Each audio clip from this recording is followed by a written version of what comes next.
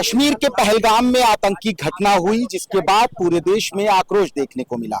लेकिन विपक्ष से लेकर सत्ता तक सभी ने सर्वदलीय बैठक बुलाई और एक सुर में आवाज उठाई और आवाज बुलंद की कि आतंकवाद का खात्मा होना चाहिए। लेकिन इसी बीच उत्तर प्रदेश के राजधानी लखनऊ से एक पोस्टर सोशल मीडिया पर वायरल हो रहा है, जो चर्चा का विषय बना हुआ है। हम इस वक्त उत्तर प्रदेश की राजधानी लखनऊ के हजरतगंज स्थित भारतीय जनता पार्टी कार्यालय के पास खड़े हुए हैं, जहां एक पोस्टर लगा है। अपने सहयोगी से कहेंगे दिखाएं उस पोस्टर को। उस पोस्टर में आप साफ तौर से देख सकते हैं, ऊपर लिखा है शर्म करो अखिलेश यादव जी। ये पोस्टर अखिलेश यादव को नाम सेलेक्ट करके किया गया है। खूंखार अपराधी मुख्तार अंसारी की मौत पर दिखा रहे संवेदनाएं, आतंकी हमले का शिकार हुए हिंदू शुभम द्विवेदी के घर जाने में क्यों खत्म हो गई भावनाएं, फर्क है साफ, शायद आतंकियों से रिश्ता है खास, हिंदुओं से इतनी नफरत क्यों, पूछता है हिंदू समाज। आपको दिखाए पूरा पोस्टर, यानी जिसमें अखिलेश यादव हैं लाल टोपी के साथ। और ये जो पोस्टर है, इसे भारतीय जनता पार्टी के युवा मोर्चा के महामंत्री अमित त्रिपाठी ने लगाया है। वो यहाँ मौजूद भी हैं, उनसे बात करेंगे। पोस्टर लगाने का क्या उनका मकसद था, आखिर वो अखिलेश यादव को क्या बताना चाहते हैं।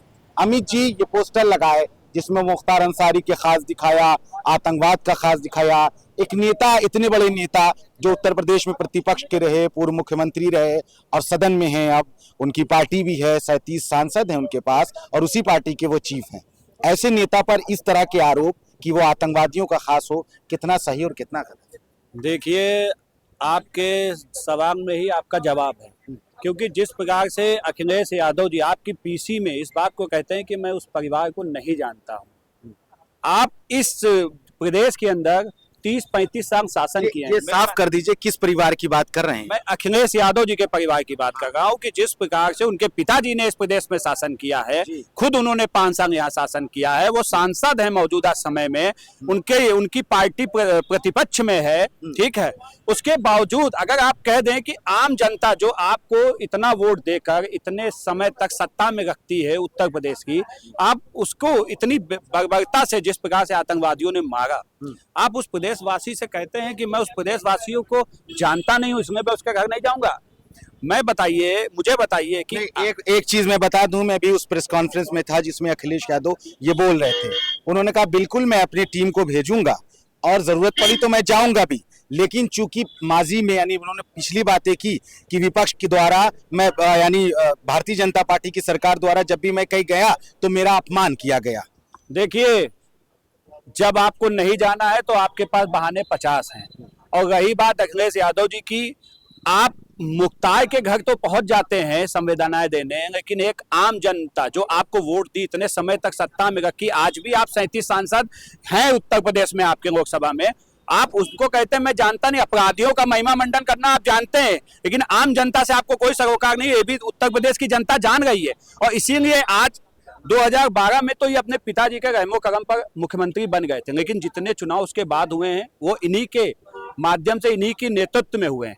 2014 का चुनाव हो, हार गए। 2017 में मुख्यमंत्री पद से हट गए। 2019 के लोकसभा चुनाव में क्या दशा हुई किसी छुपी नहीं। 2022 में क्या दशा हुई किसी छुपी नहीं। 2024 में क्या दशा हुई किसी से छुपी नहीं है। 5-5 बार आप मुंह की खा चुके हैं, पूरी प्रदेश की जनता ने आपको नकार दिया है। इसलिए आज आप जाति को बांटने के लिए काम कर रहे हैं, आप आज भेदभाव की राजनीति कर रहे हैं। आज आप कहीं ना कहीं जातियों को बांट कर 2027 का जो सपना संजो रहे हैं, वो सपना नहीं पूरा होने वाला है। हमारा सवाल यही है कि क्या इसी जगह कोई और एक जाति यादव परिवार से होता तो क्या आप वहां ना जाते? क्या किसी और समुदाय से होता तो क्या आप ना जाते? क्योंकि वो हिंदू समाज से था और ब्राह्मण समाज से था मेन, आप उसके यहाँ नहीं गए। ये कहीं ना कहीं आपकी ओछी मानसिकता को दर्शाता है, आपको अपने वोट बैंक का खतरा था, क्योंकि आप पीढ़ियों को लगता है कि अखिलेश यादव भेदभाव रखते हैं। ये आप हमसे नहीं पूछिए, ये प्रदेश की जनता से पूछिए। प्रदेश की जनता जानती है कि वो भेदभाव, सवाल आपने पोस्टर के जरिए उठाया। देखिए, मैंने आपसे कहा ना, जातियों को बांट कर राजनीति करने वाला भेदभाव ही रखता होगा। जिस प्रकार से इनके यहाँ पर जो नारे दिए जाते थे ब्राह्मणों को, वो भी किसी से छुपा नहीं है।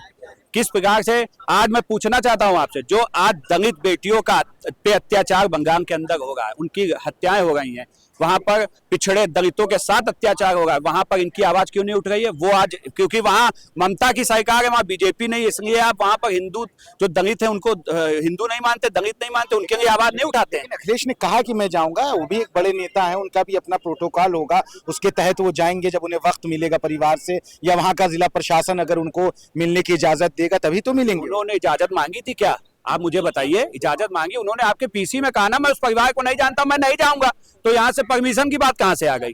साफ बात यह है कि आप जाना नहीं चाहते, आप पीडीए की राजनीति करते हैं, आप पिछड़े दलित अल्पसंख्यक को बेवकूफ बनाकर, जिनको आपने 35 साल बेवकूफ बनाया है, जो मुस्लिमों का वोट लेते हैं, उन मुस्लिमों को आपने सिर्फ पंचक बनाने पर मजबूर किया, कभी भी उनकी शैक्षिक योग्यता को बढ़ाने का काम नहीं किया, उनके मदरसों को और मजबूत की वहां पर शिक्षा के निगम को और बढ़ाया जाए, वो काम नहीं किया। आपने सिर्फ उनको अपना वोट बैंक समझा, इसलिए आज कहीं ना कहीं इनकी दुर्दशा और दशा हो गई है। लेकिन बड़ी संख्या में लोग उन्हें वोट भी करते हैं और बड़ी संख्या में उनकी पार्टी से विधायक और सांसद भी हैं। आप कह रहे हैं हिंदुओं से इतनी नफरत क्यों? लगता है सिर्फ मुसलमानों का ही वोट मिलता है अखिलेश को। देखिए, जहां जहां भारतीय जनता पार्टी जीती है और जहां जहां ये जीते हैं, आप उसका कंपैरिजन निकाल लेंगे, आपको पता चल जाएगा कि ये किसके हैं और किसके साथ काम करते हैं। आपको ज्यादा, अगर बहुत ज्यादा बड़ी बात नहीं कहूंगा, इन्होंने एक पुलिस भर्ती निकालनी थी, उसमें किस एक जाति का ही परचम लहराया था, किसी जो छुपा नहीं है, उस पर रोक लगाने का काम हाईकोर्ट ने किया था। तो एक जाति को कौन बढ़ावा देगा था? ये मैं नहीं कह रहा हूँ, ये आंकड़े उठा के देख लीजिए, आपको समझ आ जाएगा। हर थाने में हर अधिकारी, जहां पर भी जितने पीडब्ल्यूडी हो, चाहे नगर निगम हो, चाहे लखनऊ विकास प्राधिकरण हो, चाहे पुलिस थाना हो, हर जगह केवल एक जाति एक धर्म के लोग ही क्यों थे? तो यही सवाल तो अब अखिलेश भी यूपी पुलिस पर कर रहे हैं कि हर जगह ज्यादातर एक ही धर्म और जाति के लोग क्यों हैं?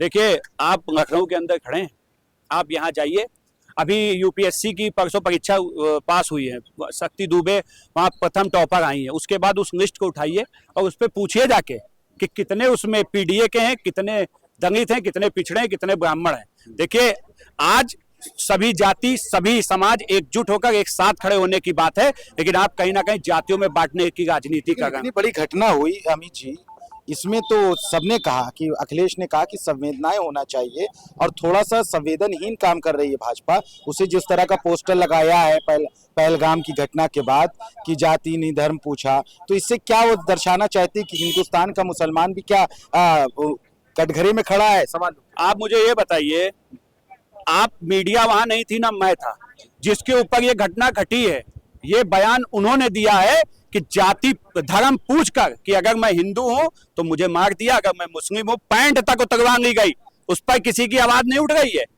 आप उनके ऊपर सवाल उठा रहे हैं जिन्होंने ये घटना सामने से देखी है, आप उनको गलत साबित कर रहे हैं और आतंकियों को कहीं ना कहीं सही साबित करने का काम कर रहे हैं। एक बात ये भी तो आ रही है कि डॉक्टर रुखसाना ने भी जाति और धर्म नहीं देखा जब वहां लोगों की जान बचाई। उस खच्चर वाले आदिल ने भी नहीं देखा कि इनकी क्या मजहब है क्या नहीं है, कैब वाले ने भी नहीं देखा और यहाँ तक कि गर्म कपड़े बेचने वाले ने भी नहीं देखा। तो उनके लिए क्या कहें?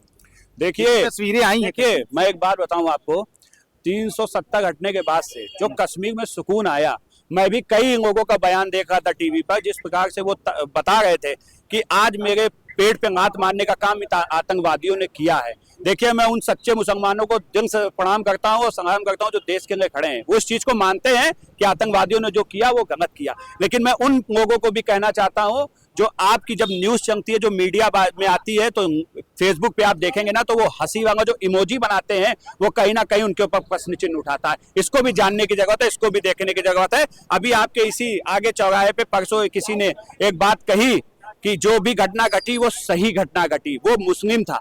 बताइए, मैं आपसे पूछना चाहता हूँ, क्या उसने जो कहा वो सही था? गलत कहा।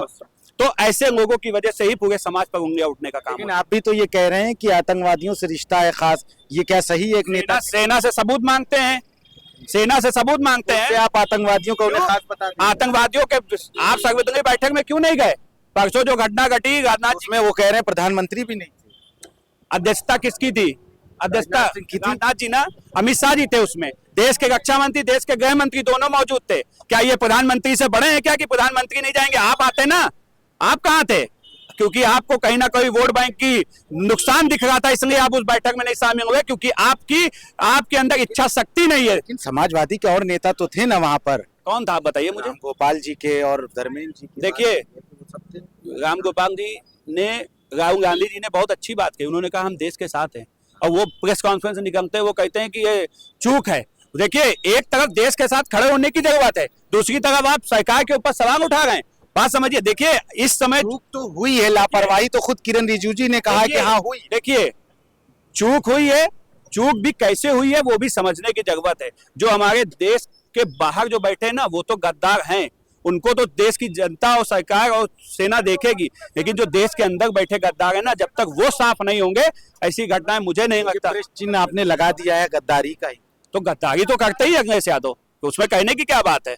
अखिलेश यादव जी सेना से सबूत मांगता है, इससे बड़ी गद्दारी क्या। सेना पे आपको यकीन है, आतंकवादियों पे यकीन है, पाकिस्तान पे यकीन है, ये हम नहीं कह रहे, आप बताइए ना। एक नेता है और वो विपक्ष में भी नेता रहे तो सवाल कर सकते हैं ना। देश से बड़ा कोई नहीं है, ना अखिलेश यादव है ना कोई नेता है, लेकिन देश की जो सुरक्षा है वो सर्वोपरि होनी चाहिए। सवाल करना देश से बड़ा कर देगा उनको। आपने पाकिस्तान को क्यों मौका दिया कि सेना से सबूत मांग के? पाकिस्तान ने इन्हीं के बयान को कंडेम किया था कि इनके ही लोग सवाल उठा रहे, वहां की बैठी पार्टी, आपने पाकिस्तान को मौका दिया था।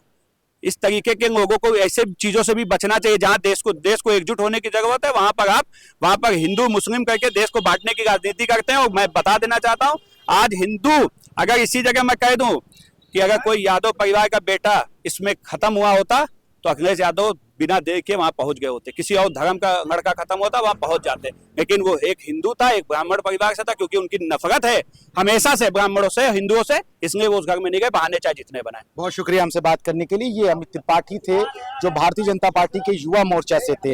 एक बार फिर हम आपको वो पोस्टर दिखाते हैं जिस पोस्टर में अखिलेश यादव लाल टोपी लगाए नजर आ रहे हैं, और ये तमाम यहाँ पर शब्दों की जो वाणी है, जो शब्द से लिखे गए हैं, उसमें अखिलेश यादव पर तमाम तरह के आरोप हैं। अब देखना ये होगा कि ये सोशल मीडिया पर कब तक रन करता है, इस पर कब विराम लगता है, क्या ये सियासत में नया मोड़ लाता है या ये आगे चल के ठंडा हो जाता है। लखनऊ से सहयोगी आयुष सोनी के साथ मैं अली नकीम, द लीडर हिंदी।